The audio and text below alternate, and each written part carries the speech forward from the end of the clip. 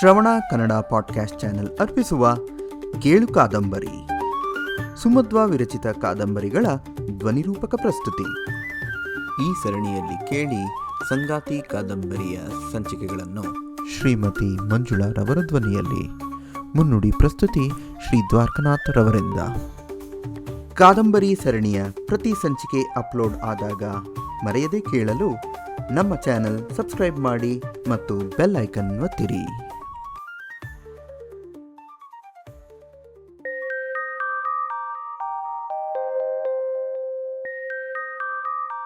ಸಂಗಾತಿ ಪಾಡ್ಕ್ಯಾಸ್ಟ್ ಭಾಗ 15 ಕೇಳುವ ಮುನ್ನ. ಇಲ್ಲಿಯವರೆಗೆ ವಿಠಲನ ಮನೆಯವರಿಂದ ಮನಘಾಸಿಗೊಂಡಿರುವ ಅರುಣಾಳನ್ನು ಸಂತೈಸದೆ ವಿಠಲನನ್ನು ಮದುವೆಯಾಗು ಎನ್ನುವುದು ಸರಿಯಲ್ಲ ಎಂದು ಎರಡೂ ಮನೆಯವರು ಅರಿತುಕೊಳ್ಳುತ್ತಾರೆ. ಮನಕ್ಕೆ ಆಳವಾದ ನೋವಾದ ಅರುಣ ಮಾತ್ರ ವಿಠಲನನ್ನು ಪ್ರೀತಿಸುತ್ತಿದ್ದರೂ ನಿಮ್ಮ ಯೋಗ್ಯತೆಗೆ ನಾನು ಹೊಂದದವಳೆಂದು ಮೌನವಾಗಿ ಕಣ್ಣೀರಿಡುತ್ತಾಳೆ. ವಿಠಲನಿಗೆ ಮದುವೆ ಗೊತ್ತಾಗಿರುವುದನ್ನು ಸುಲೋಚನಾರವರು ಅರುಣಳಿಗೆ ತಿಳಿಸಿ ಅವನ ನಿಶ್ಚಿತಾರ್ಥದ ಶಾಪಿಂಗ್ಗೆ ಅವನಿಗೆ ಸಹಾಯ ಮಾಡುವಂತೆ ಕೋರುತ್ತಾರೆ.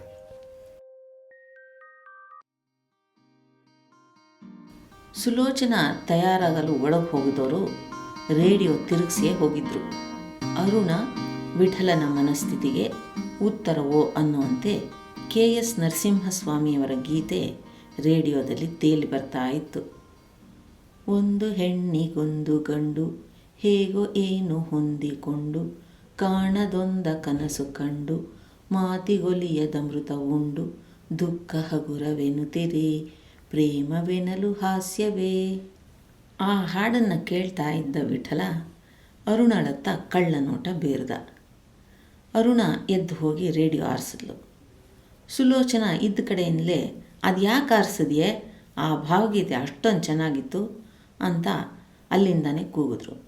ಆಂಟಿ, ನಿಮ್ಗೆ ಹೊತ್ತಾಗ್ತಾ ಇದೆ, ನಾನು ಹೊರಡ್ತೀನಿ ಅಂದಾಗ ಸುಲೋಚನಾ, ಅರುಣ ಈ ಕೆಂಪಿನ ಸೆಟ್ ಚೆನ್ನಾಗಿರುತ್ತಲ್ವಾ ನಾಳೆಗೆ ಅಂತ ಕೇಳಿ ಅದನ್ನು ಹೊರಗೆ ತೊಗೊಂಬಂದರು. ಅದಕ್ಕೆ ಅರುಣ ಹೌದು ಅನ್ನುವಂತೆ ತಲೆ ಆಡಿಸಿದ್ಲು. ಸರಿ, ನಾಳೆ ಇದನ್ನೇ ಹಾಕೋತೀನಿ, ನನಗೆ ತಡವಾಗ್ತಾ ಇದೆ ಅಂತ ಹೊರಟರು ಸುಲೋಚನಾ. ಅರುಣಳಿಗೆ ಒಳ್ಳೆಯ ಕಷ್ಟದಲ್ಲಿ ಸಿಕ್ಕ ಅನುಭವ. ಆಂಟಿ ಹೊರಟು ಹೋದರೆ ಇಲ್ಲಿ ನಾನೊಬ್ಬಳೆ, ಜೊತೆಗೆ ಅವರ ಮಗನೊಟ್ಟಿಗೆ ಶಾಪಿಂಗ್ ಬೇರೆ. ಆಂಟಿ, ಒಂದೇ ನಿಮಿಷ, ನಿಮಗೆ ಸಹಾಯ ಮಾಡ್ತೀನಿ, ಎಲ್ಲ ಎತ್ತಿಟ್ಬಿಡಿ, ನಿಮಗೆಲ್ಲಿಗೆ ಬೇಕೋ ಅಲ್ಲಿಗೆ ನಾನೇ ಬಿಡ್ತೀನಿ ಅಂತ ಬೀಸೋ ದೊಣ್ಣೆ ತಪ್ಪಿಸ್ಕೊಳ್ಳೋ ತಂತ್ರ ಮಾಡಿದ್ಲು ಅರುಣ. ವಿಠಲ ಅದಕ್ಕೆಲ್ಲ ಜಗ್ಗದೆ, ಅಮ್ಮ ಇರು, 3 ಜನನೂ ಒಟ್ಟಿಗೆ ಹೋಗೋಣ ಅಂದ. ಅರುಣ ಅವರಿಂದ ತಪ್ಪಿಸ್ಕೊಳ್ಳೋಕ್ಕೆ ಏನೇ ಪ್ರಯತ್ನ ಮಾಡಿದ್ರೂ ಆಗದೇ ಇದ್ದಾಗ ಸುಲೋಚನಾ ಅವರನ್ನು ಮಾರ್ಕೆಟ್ ಬಳಿ ಬಿಟ್ಟು ಕಾರಿನಲ್ಲಿ ಮುಂದೆ ಹೊರಟಾಗ ಬೇರೆ ದಾರಿ ಇಲ್ಲದೆ ವಿಠಲನೊಟ್ಟಿಗೆ ಹೆಜ್ಜೆ ಹಾಕಬೇಕಾಗಿ ಬಂತು. ಎಲ್ಲೂ ಏನೂ ಮಾತಾಡಬಾರ್ದು, ಸಹಕರಿಸಬಾರ್ದು ಅಂತ ನಿರ್ಧರಿಸಿಯೇ ಹೆಜ್ಜೆ ಇಟ್ಟಿದ್ಲು ಅರುಣ. ಸೀರೆ ಅಂಗಡೀಲಿ ವಿಠಲ ಆರಿಸ್ತಾ ಇದ್ದರೂ ಅರುಣ ಸುಮ್ಮನೆ ಕೂತಿದ್ಲು. ದೂರದಿಂದಲೇ ಬಣ್ಣ ಬಾರ್ಡ್ರು ಹೇಳಿ ಸೀರೆ ತೆಗೆಸಿ 10 ನಿಮಿಷದಲ್ಲಿ ಸೀರೆ ಸೆಲೆಕ್ಷನ್ ಮುಗಿಸಿದ್ದ. ಕಡು ನೀಲಿ ಬಣ್ಣದ ಬಾರ್ಡ್ರಿಗೆ ತಿಳಿ ನೀಲಿ ಬಣ್ಣದ ಚಿತ್ತಾರದ ಒಡಲಿನ ಸೀರೆ ಅರುಣಳ ಮೇಲೆ ಹಾಕಿ ತೋರಿಸುವಂತೆ ಅಂಗಡಿ ಸೇಲ್ಸ್ಮನ್ಗೆ ಹೇಳ್ದ. ಅಲ್ಲಿ ಅರುಣಳ ಮೇಲೆ ಆ ಸೀರೆ ಹಾಕಿ ತೋರಿಸಿದಾಗ, ಚೆನ್ನಾಗಿದೆ ಅಲ್ವಾ ಅರುಣ ಅಂದ. ಅರುಣಳಿಗೆ ಅದು ತುಂಬ ಮೆಚ್ಚುಗೆ ಆದರೂ, ನನಗೆ ಚೆನ್ನಾಗಿ ಕಂಡ್ರೆ ಏನು ಪ್ರಯೋಜನ, ನಿಮ್ಮ ಹುಡುಗಿಗೆ ಮೆಚ್ಚುಗೆ ಆಗಬೇಕು, ನೀವು ಅವರನ್ನೇ ಕರ್ಕೊಂಬರ್ಬೇಕಾಗಿತ್ತು ಅಂದ್ಲು. ನಿನಗೆ ಮೆಚ್ಚುಗೆ ಆಯಿತಾ ಹೇಳು, ನಾನು ಮೆಚ್ಚಿದ್ದನ್ನೆಲ್ಲ ನನ್ನ ಹುಡುಗಿ ಮೆಚ್ಚಿಯೇ ಮೆಚ್ತಾಳೆ. ಆದರೆ ಅದನ್ನು ಮಾತಿನಲ್ಲಿ ಮಾತ್ರ ಅವಳು ಒಪ್ಕೊಳ್ಳಲ್ಲ, ಅದೇ ಕಷ್ಟಕ್ಕೆ ಬಂದಿರೋದು ಅಂದ ವಿಠಲ. ಅವನ ಮಾತಿಗೆ ಏನು ಪ್ರತಿ ಉತ್ತರ ಹೇಳಬೇಕು ಅಂತ ತಿಳಿಯದೆ ಅರುಣ, ನಾನಿನ್ನು ಹೊರಡ್ತೀನಿ, ನಂಗೆ ಬೇರೆ ಕೆಲಸ ಇದೆ ಅಂತ ಅವನ ಅನುಮತಿಗೂ ಕಾಯ್ದೆ ಅಂಗಡಿಯಿಂದ ಹೊರಗೆ ಬಂದಿದ್ಲು. ಓಡು ನಡಿಗೆಯಲ್ಲಿ ಅಂಗಡಿಯ ಮೆಟ್ಟಿಲು ಇಳಿತಾ ಇದ್ದ ಅರುಣಳ ತೋಳು ವಿಠಲನ ಹಿಡಿತದಲ್ಲಿತ್ತು. ಅದೇನು ಎಲ್ಲ ಬಿಟ್ಟು ಓಡಿ ಹೋಗ್ತಾ ಇರೋದು, ಅಮ್ಮನ ಹತ್ರ ಒಪ್ಕೊಂಡು ತಾನೇ ಬಂದೆ, ಈಗೇನು ಕಷ್ಟ, ಎಲ್ರಿಗೂ ಸಹಾಯ ಮಾಡ್ತಿ, ನಾನೇನು ಪಾಪ ಮಾಡಿದ್ದೆ, ನನಗೂ ಸಹಾಯ ಮಾಡು, ಅಮ್ಮ ಹೇಳೋ ಮೊದಲೇ ಅವಳ ಜೊತೆಗೆ ಓಡ್ತಿ, ಅಪ್ಪ ಕರೆಯೋ ಮೊದಲೇ ಅವರನ್ನು ಕಾರಲ್ಲಿ ಡ್ರಾಪ್ ಮಾಡೋಕ್ಕೆ ಓಡ್ತಿ, ನಿಮ್ಮ ಮನೇಲಂತೂ ಎಲ್ಲವನ್ನೂ ನೀನೇ ಮಾಡ್ತಿ, ನಿಮ್ಮ ಅಕ್ಕನ ಅಳತೆ ಕೂಡ ನೀನೇ ಕೊಟ್ಟು ಬಟ್ಟೆ ಹೊಲಿಸ್ತಿ, ಅವರೆಲ್ಲ ನಿಂಗೆ ಪ್ರೀತಿ ಪಾತ್ರರು, ನಾನೊಬ್ಬ ನಿಂಗೆ ಶತ್ರುನಾ ಅಂದ. ಅಂಗಡಿ ಮೆಟ್ಟಿಲಿನ ಮೇಲೆ ಆ ಜನಭರಿತ ಸ್ಥಳದಲ್ಲಿ ವಿಠಲನ ಹಿಡಿತದಲ್ಲಿ ಅರುಣ. ಒಬ್ಬರ ಕಣ್ಣು ಮತ್ತೊಬ್ಬರದನ್ನು ಸೇರಿದಾಗ ಆ ಭಾವ ಇಬ್ಬರಲ್ಲೂ ಏನೋ ಮಿಡಿತ ತಂದಿತ್ತು.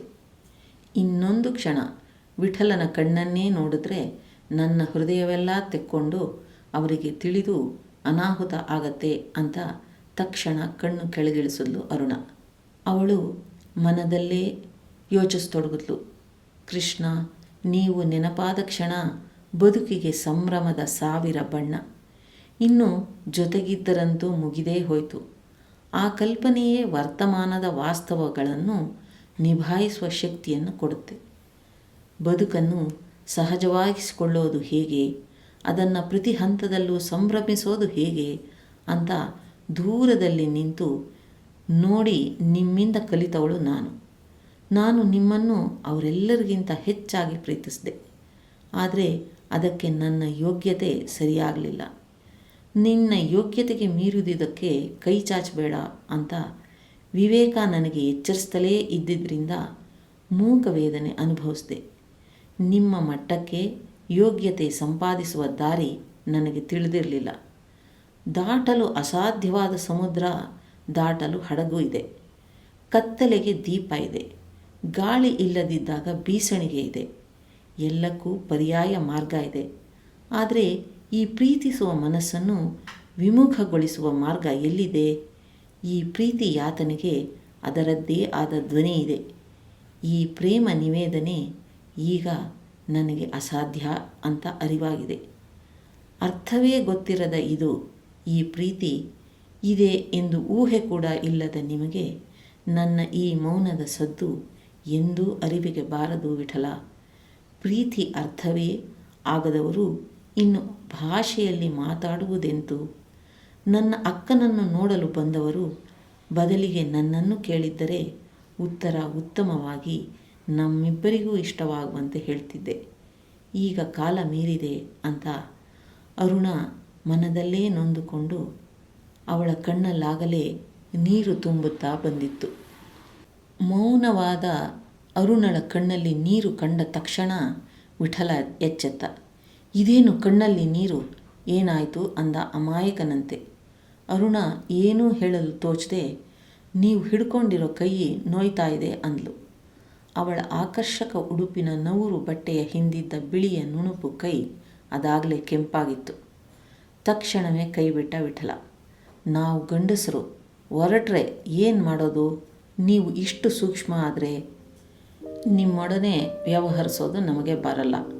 ಸ್ವಲ್ಪ ಮಾರ್ಗದರ್ಶನ ಇದ್ದರೆ ಒಳ್ಳೆಯದಾಗ್ತಾ ಇತ್ತು ಅಂದ. ಅವನ ಮಾತಿಗೆ ಪ್ರತ್ಯುತ್ತರವನ್ನೇನೂ ಕೊಡದೆ ಸುಮ್ಮನೆ ನಡೀತಾ ಇದ್ದ ಅರುಣಳ ಜೊತೆಗೆ ಹೆಜ್ಜೆ ಹಾಕ್ತಾ ವಿಠಲ ನುಡಿದ. ಅರುಣ, ಒಟ್ಟಿಗೆ ಬಂದು ನಿನ್ನ ಪಾಡಿಗೆ ನೀನಿದ್ರೆ ಹೇಗೆ? ಅಮ್ಮ ಎಲ್ಲದಕ್ಕೂ ನಿನ್ನನ್ನು ಹೊಗಳ್ತಾಳೆ. ಸೆಲೆಕ್ಷನ್ ಸೂಪರು, ವ್ಯಾಪಾರ ಎಕ್ಸಲೆಂಟು, ಇನ್ನು ನಂಗೆ ಹೇಳೋಕ್ಕೆ ಬರದಷ್ಟು. ನೀನು ನೋಡಿದ್ರೆ ನನಗೆ ಬರೀ ಅಸಹಕಾರ ತೋರಿಸ್ತಾ ಇದ್ದಿ. ಪ್ಲೀಸ್ ಸಹಕರಿಸು. ನೀನು ನನಗೆ ಸಹಾಯ ಮಾಡಿದ್ರೆ ನಿಂಗೊಂದು ಒಳ್ಳೆ ಗಿಫ್ಟ್ ಕೊಡಿಸ್ತೀನಿ ಅಂದ. ಅದಕ್ಕೆ ತಕ್ಷಣ ಅರುಣ ಎಚ್ಚೆತ್ತು, ಇಲ್ಲ ನಂಗೆ ಗಿಫ್ಟೆಲ್ಲ ಬೇಡ. ನೀವು ಈ ಕೆಲಸಗಳಿಗೆ ನಿಮ್ಮ ಫಿಯಾನ್ಸಿನೇ ಕರ್ಕೊಂಬರ್ಬೇಕಾಗಿತ್ತು. ನಾನು ಹೊಂದದ ವ್ಯಕ್ತಿ ಇಲ್ಲಿ. ಅವರ ಅಭಿರುಚಿ ಏನು, ಇಷ್ಟಾನಿಷ್ಟಗಳು ಏನು ಅನ್ನೋದು ನಂಗೆ ಹೇಗೆ ಗೊತ್ತಿರುತ್ತೆ? ಅವರನ್ನು ನಾನು ಕೂಡ ನೋಡಿಲ್ಲ. ನೋಡಿದ್ದರಾದರೂ ಏನಾದರೂ ನಿರ್ಧಾರ ಮಾಡೋಕ್ಕೆ ಸುಲಭ ಆಗ್ತಾಯಿತ್ತು ಅಂದ್ಲು ಅರುಣ. ಅದಕ್ಕೆ ವಿಠಲ, ಅರುಣ, ನೀನು ಹೇಳಿದ್ದು ಸರಿ, ನೀನೇ ನನ್ನ ಫಿಯಾನ್ಸಿ ಅಂದ್ಕೋ ಅಂದ. ಅರುಣ ಆಶ್ಚರ್ಯದಿಂದ ವಿಠಲನ ಕಡೆ ನೋಡಿದಾಗ, ಅಂದ್ಕೋ ಅಂದೆ, ಕಷ್ಟ ನಷ್ಟ ಎರಡೂ ಇಲ್ಲ ಅಲ್ವಾ? ನಾನು ಅವಳನ್ನು ನೋಡಿದ್ದೀನಿ ಅಲ್ವಾ? ನನಗೆ ನಿನಗೇನು ಚೆನ್ನಾಗಿ ಕಾಣಿಸ್ತೋ ಅದೆಲ್ಲ ಅವಳಿಗೂ ಚೆನ್ನಾಗಿ ಕಾಣಿಸುತ್ತೆ ಅನ್ನಿಸ್ತಾ ಇದೆ.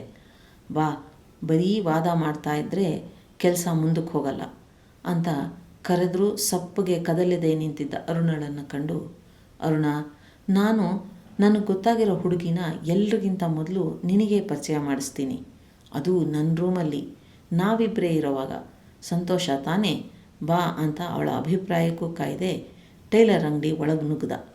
ಮತ್ತೆ ಅರುಣ ಮನದ ಸ್ವಗತದಲ್ಲಿ ಮುಳುಗಿದ್ಲು. ಕೃಷ್ಣ, ನಾ ಕಂಡ ಪ್ರೀತಿ ಸ್ನೇಹದ ಬಗ್ಗೆ ಕನಸುಗಳನ್ನು ಹಾಗೆಯೇ ಉಳಿಸ್ಕೋತೀನಿ. ಬದಲಾದ ಪರಿಸ್ಥಿತಿಯನ್ನು ಒಪ್ಕೋತೀನಿ.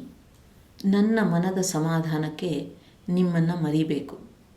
ನಮ್ಮನ್ನು ಪ್ರೀತಿಸದೇ ಇರೋರನ್ನು ಬೇರೆ ಕೋನದಿಂದ ನೋಡಿದ್ರೆ ಪ್ರೀತಿಯಲ್ಲಿ ಮುಳುಗಿದ್ದ ಮನಸ್ಸು ವಾಸ್ತವತೆಯನ್ನು ಒಪ್ಪಿ ಶಾಂತವಾದೀತು.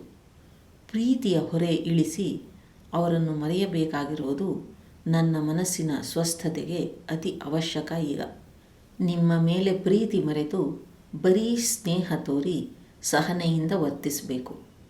ಈ ಭಾವ ಪವಾಡ ಮಾಡಬಲ್ಲದು. ಅದಕ್ಕೆ ನಾನು ಪೂರ್ತಿ ಮನದಿಂದ ಪ್ರಯತ್ನ ಮಾಡಬೇಕು.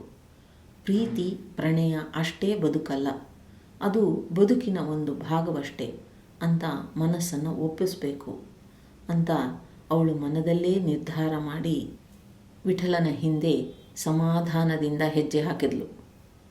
ಟೈಲರ್ ಅಂಗಡಿಯಲ್ಲಿ ಅರುಣಳನ್ನು ತೋರಿಸಿ ಒಂದಿಷ್ಟು ಟೈಲರ್ ಜೊತೆ ಮಾತಾಡಿ ಅರುಣಳನ್ನು ಒಳಗೆ ಕರೆದ.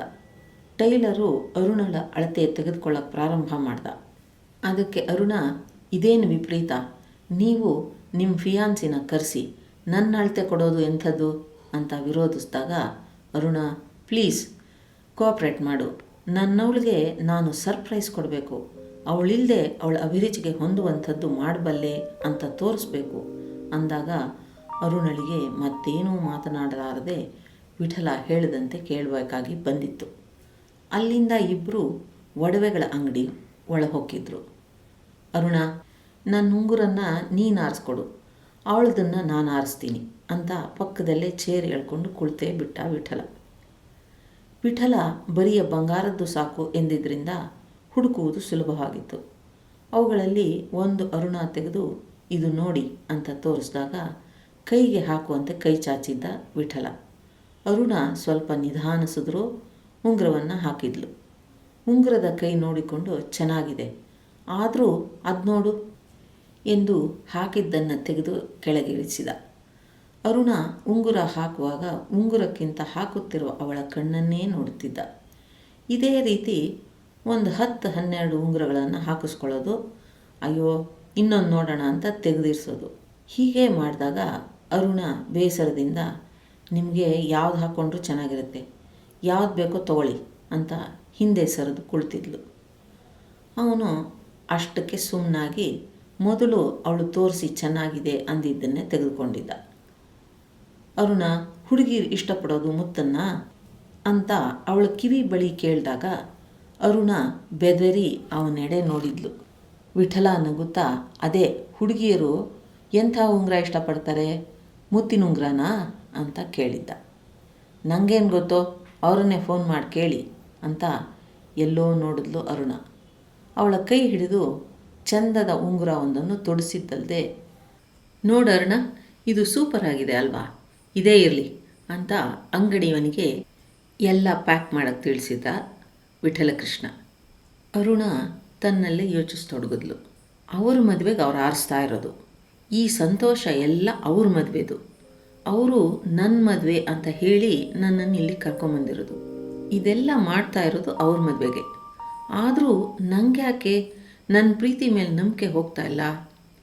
ಅವರು ಅಕ್ಕನನ್ನು ನೋಡಲು ಬಂದ ದಿನವೇ ತಿಳಿದಿತ್ತು ಅಲ್ವಾ ನಾನು ಅವರ ಬೇಕುಗಳ ಅಳತೆಗೆ ಸರಿ ಹೊಂದದ ಬೆಡಗಿ ಅಂತ.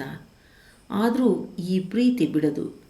ಈ ಅಂತರಂಗದ ಹೋರಾಟವನ್ನು ಶಾಂತಗೊಳಿಸಿದರೆ ನನ್ನ ಮನಕ್ಕೊಂದು ಚೈತನ್ಯ ಬಂದೀತು. ಕೃಷ್ಣ ಕೂಡ ನನ್ನನ್ನು ಪ್ರೀತಿಸ್ತಾರೆ ಅಂದ್ಕೊಂಡಿದ್ದು ನನ್ನ ಭ್ರಮೆನೇ ಇರಬಹುದು. ಈಗ ಆ ಭ್ರಮೆ ಕರಗಿದೆ.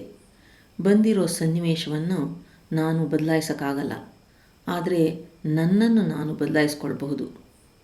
ಪ್ರೀತಿ ಯಾವಾಗಲೂ ಸುಲಭವಾಗಿ ಸಿಗಲ್ಲ. ಎಷ್ಟೇ ಕಷ್ಟ ಬಂದರೂ ಎದುರಿಸಿ ಗಟ್ಟಿಯಾಗಿ ಸಾಧಿಸಬೇಕು ಅಂದ್ಕೊಂಡಿದ್ದೇನೋ ನಿಜ. ಆದರೆ ಎಲ್ಲೂ ಏಕಮುಖ ಸಂಬಂಧ ಯಶಸ್ವಿ ಆಗಲ್ಲ. ಅವರು ನನ್ನನ್ನು ಪ್ರೀತಿಸಿದ್ದಿದ್ರೆ ಆಗ ಏನೇ ಬಂದರೂ ಎದುರಿಸಿ ಸಾಧಿಸಬಹುದಾಗಿತ್ತು. ಪ್ರೀತಿಯಲ್ಲಿ ಸೋತೆ ಅಂತ ಒದ್ದಾಡ್ತಿರೋ ಮನಸ್ಸಿಗೆ ಹೇಳಬೇಕು, ನಾವು ಬದಲಾಯಿಸಬಲ್ಲ ನಾಳೆ ಇದೆ, ಅದರಂತೆ ಚಂದಗೊಳಿಸಿಕೊಳ್ಳಬಹುದಾದ ಭವಿಷ್ಯ ಕೂಡ ಇದೆ. ಪ್ರೀತಿಯಂತೆಯೇ ಹಿತಾನುಭವ ಕೊಡುವ ಸಂಗತಿಗಳು ಸಾಕಷ್ಟಿವೆ. ಅವುಗಳತ್ತ ಗಮನ ಹರಿಸುವ ಮನೋಭಾವ ಬೆಳೆಸಿಕೊಳ್ಳಬೇಕು ನಾನು. ಈಗ ತಕ್ಷಣ ಗಳಿಸಿಕೊಳ್ಳಬೇಕಾಗಿರೋದು ಆತ್ಮವಿಶ್ವಾಸ ಮತ್ತು ನನ್ನಲ್ಲಿ ನನಗೆ ಭರವಸೆ. ನಮ್ಮ ಆಲೋಚನೆಗೂ ನಾವಾಡುವ ನುಡಿಗೂ ಸಂಬಂಧವಿರುತ್ತೆ. ಇನ್ನೊಬ್ಬ ಕಷ್ಟದಲ್ಲಿ ಹೇಗೋ ಹಾಗೆ ಸುಖದಲ್ಲಿ ಪಾಲು ಪಡೆದರೆ ನಮಗೆ ತೃಪ್ತಿ ಸಿಗತ್ತೆ. ಉಪಕಾರವೇ ನೆಮ್ಮದಿಯ ಚಮತ್ಕಾರ. ಹೀಗೆಲ್ಲ ಯೋಚಿಸ್ತಾ ಹೆಜ್ಜೆ ಹಾಕಿದ ನನಗೆ ಸ್ವಲ್ಪ ಸಮಾಧಾನ ತಂದುಕೊಳ್ಳಲು ಸಾಧ್ಯವಾಗುತ್ತಿತ್ತು. ನೀರಲ್ಲಿ ಮುಳುಗಿದ ಮೇಲೆ ಚಳಿ ಏನು ಮಳೆ ಏನು, ಅವರು ಚೆನ್ನಾಗಿರಲಿ, ನಾನು ಪ್ರೀತಿಯಲ್ಲಿ ಅವರನ್ನು ದ್ವೇಷಿಸಿ ಗೆಲ್ಲೋದಕ್ಕಿಂತ ಸಹಕರಿಸಿ ಸೋಲುವುದು ಕೆಟ್ಟದ್ದೇನಲ್ಲ ಅಂತ ನಿರ್ಧರಿಸಿದೆ. ಇನ್ನು ಮುಂದೆ ಏನೇ ಹೇಳಿದ್ರೂ ಸರಿಯಾಗಿ ಸಹಜವಾಗಿ ನಡ್ಕೊಳ್ಳೋಣ ಅಂದ್ಕೊಂಡು ಅವರೊಂದಿಗೆ ಸಮಾಧಾನದ ಹೆಜ್ಜೆ ಇಟ್ಟೆ. ಮಾರುಕಟ್ಟೆಯಲ್ಲಿ ಹೂವು ಹಣ್ಣು ಕೊಂಡಾಗ ಬಿಳಿ ಗುಲಾಬಿ ಒಂದನ್ನು ತಗೊಂಡ ವಿಠಲಕೃಷ್ಣ ಅರುಣಳೆದುರಲ್ಲಿ ಹಿಡಿದಿದ್ದ. ಒಂದೂ ಮಾತಾಡದೆ ತಗೊಂಡಿದ್ಲು ಅರುಣ. ಆದರೆ ಸುಮ್ಮನೆ ಅದನ್ನೇ ನೋಡ್ತಾ ಕೈಯಲ್ಲೇ ಹಿಡಿದಿದ್ಲು, ಅದನ್ನು ಮುಡಿಗೇರಿಸದೆ. ವಿಠಲ ಕೇಳಿದ್ದ, ಯಾಕೆ ಮುಡ್ಕೊಳ್ಳೋದಿಲ್ವಾ? ಈ ಗುಲಾಬಿ ನಮ್ಮಿಬ್ಬರ ನಡುವಿನ ಶಾಂತಿ ಸಂಧಾನಕ್ಕಾಗಿ. ಇಷ್ಟು ದಿನ ಇಬ್ಬರು ಎದುರುಗಿದ್ರೂ ನಾವು ಮಾತಾಡದೆ ಇದ್ದಿದ್ದಕ್ಕೆ, ಮನದ ಮಾತು ವಿನಿಮಯ ಮಾಡಿಕೊಳ್ಳದೆ ಅಪಾರ್ಥಗಳಾದದ್ದಕ್ಕೆ. ಇನ್ನು ಮುಂದೆ ಒಳ್ಳೆಯ ಸಂಬಂಧ ಹೊಂದೋಣ. ಬೆಳಗಿನಿಂದ ಆದ ವಿರೋಧಿಸುವ ಅಸಹಕಾರ ತೋರುವ ನಿನ್ನ ನನ್ನ ನಡುವೆ ನಡೆದ ಯುದ್ಧಗಳಿಗೆ ಶಾಂತಿ ಸಂಧಾನಕ್ಕಾಗಿ ಈ ಹೂವು. ನೀನು ನಿನ್ನಕ್ಕನ ಮದುವೆಯಲ್ಲಿ ನನ್ನೆಲೆಯಲ್ಲಿ ಕೆಂಪು ಗುಲಾಬಿ ಬೀಳಿಸಿದ್ದೆ. ಅದು ಯಾವುದರ ಸಂಕೇತ ಅಂತ ನಿಂಗೂ ಗೊತ್ತು. ಅದು ಯಾಕೆ ಬೀಳಿಸಿದೆ ಅಂತಲೂ ನಿಂಗೇ ಗೊತ್ತು. ಇದು ಬರಿಯ ಶಾಂತಿ ಸಂಧಾನದ ಹೂ. ತಗೊಂಡ್ಮೇಲೆ ಮುಡ್ಕೊಂಡ್ರೆ ಸಂಧಾನ ಸಫಲ, ಇಲ್ಲದೇ ಇದ್ದರೆ ಅಂತ ನಿಲ್ಲಿಸ್ದ ವಿಠಲಕೃಷ್ಣ. ಒಂದು ಸಣ್ಣ ವಿಚಾರಕ್ಕೆ ವಾದ ಬೇಡ ಅಂತ ಗುಲಾಬಿಯನ್ನು ಮುಡಿಗೇರಿಸಿ ನಡೆದಳು ಅರುಣ. ಅವಳ ನೀಳ ಜಡೆ, ಅವಳ ಸುಂದರ ಉಡುಪು, ಎಲ್ಲಕ್ಕೂ ಮೇಲೆ ತಾನು ಕೊಟ್ಟ ಹೂವು ನೋಡುತ್ತಾ ನಿಂತ ವಿಠಲ. ಮುಂದೆ ಹೋದ ಅರುಣ ತಿರುಗಿ ನೋಡಿದ್ಲು. ಅವನು ನಿಂತ ಪರಿಗೆ ಏನು ಅನ್ನುವಂತೆ ಸನ್ನೆ ಮಾಡಿದ್ಲು. ಎಚ್ಚೆತ್ತ ವಿಠಲ, ಆ ಕಡೆಗೆಲ್ಲ ಹೋಗೋದು, ಈ ಕಡೆಗೆ ಬಾ ಅಂತ ಸನ್ನೆ ಮಾಡಿ ಕೈ ತೋರಿಸಿ ಕರೆದ. ಅವನಿದ್ದಲ್ಲಿಗೆ ಹಿಂದಿರುಗಿ ಬಂದ ಅರುಣ ಅವನೊಡನೆ ಹೆಜ್ಜೆ ಹಾಕತೊಡಗಿದ್ಲು. ಆ ನಡಿಗೆಯಲ್ಲಿ ಇಬ್ಬರಿಗೂ ಒಂದು ಸಂತಸದ ಬೆಚ್ಚನೆಯ ಅನುಭವ ನೀಡಿದ್ದಂತೂ ಸತ್ಯ. ಕಥೆಯ ಮುಂದುವರೆದ ಭಾಗ ಕೇಳಿ ಮುಂದಿನ ಸಂಚಿಕೆಯಲ್ಲಿ.